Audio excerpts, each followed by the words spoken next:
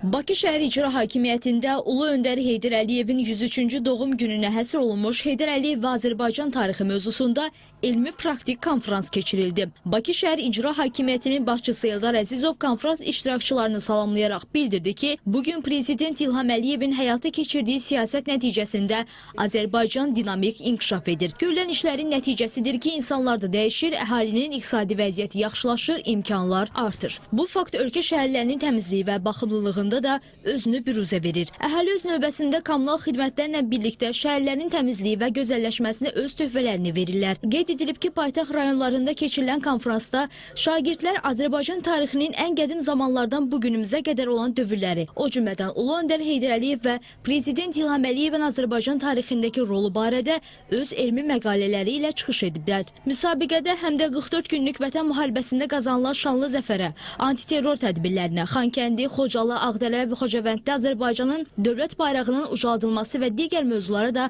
xüsusi yer verilib. Şagirdlərin özlərinin aparıcılığı ilə keçirilən konferansda gənc tədqiqatçıların məruzələri dinlənilib. Konferansda qeyd olunub ki, məktəblilərin Azərbaycan tarixinin daha dərindən öyrənilməsinə marağı artıran bu müsabiqə ənənəvi xarakter daşıyır. Bu ilki müsabiqədə Bakı şəhərinin 315 məktəbi və 3750-dən artıq şagirdi öz referatları ilə iştirak ediblər. Mən şadam ki, belə bir tədbirdə iştirak edirəm.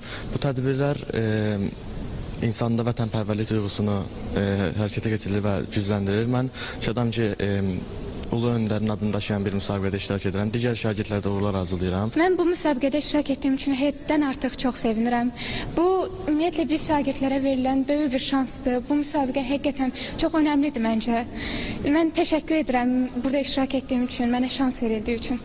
Qalib şagirdlərin referatları komissiya tərəfindən seçilərək Bakı şəhər icra hakimiyyətinin dəstəyi ilə çap olunacaq yeni kitaba daxil ediləcək.